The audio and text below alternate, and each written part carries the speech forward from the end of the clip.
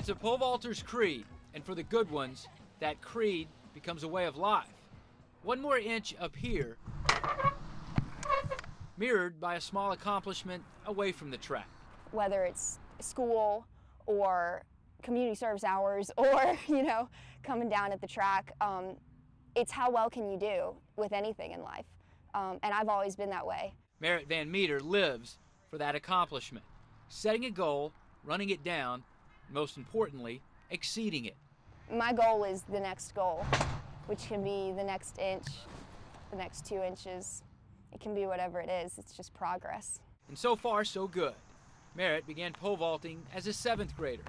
Her coach, a family friend, just happened to be a 3-time NCAA pole vaulting champ.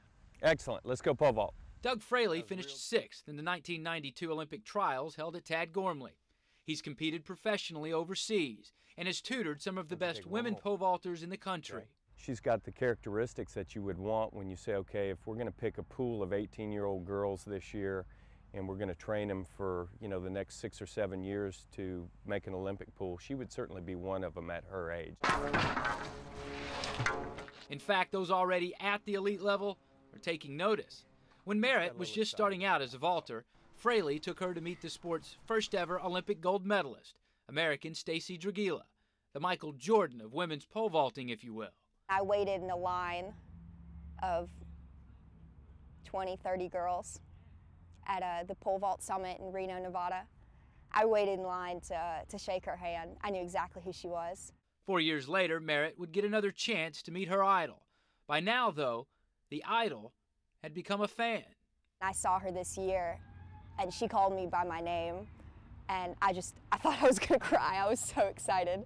For an Olympic gold medalist to say, oh yeah, hey, I know who you are. I met you a few years ago. I know you're jumping great right now. I mean, that's big kudos for somebody. And it didn't stop there. The sport's ultimate publication, Track and Field News, listed Van Meter as one to watch for heading into her senior season at Country Day. And they have her listed as one of the top 5 pole vaulters for the upcoming season. So is the new goal now to get an article, like a feature article in Track and Field?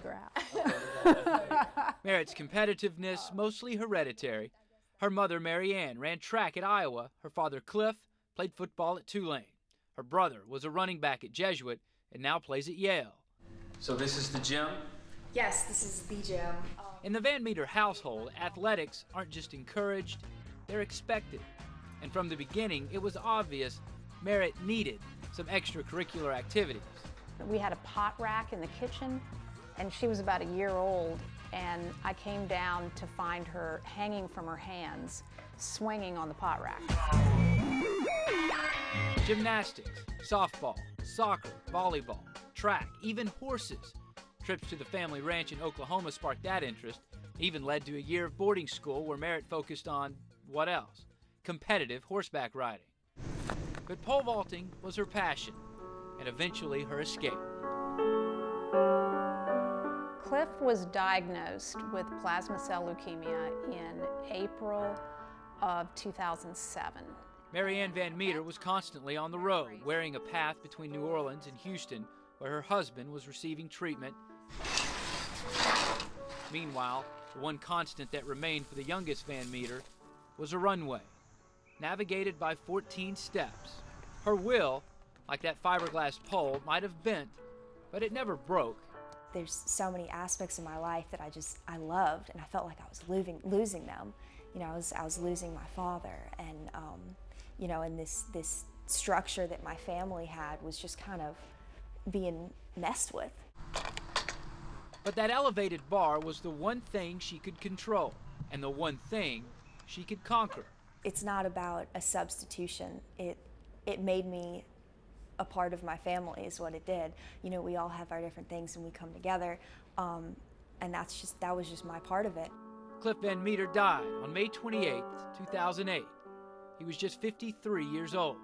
Every Sunday, he would watch John Wayne movies, and he'd come lay down on this couch, and he was a massive man, and I was so little in comparison to him.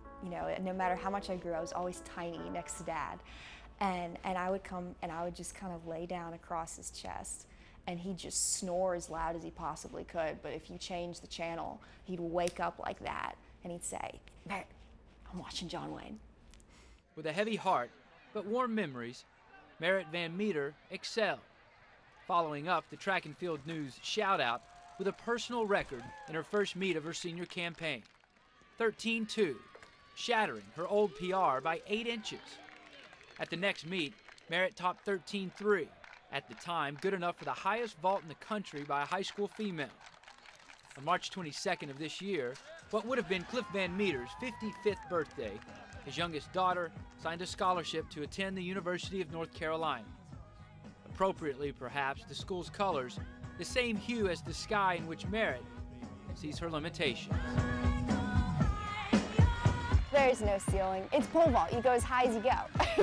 And if there is a ceiling, then the object is to get over it.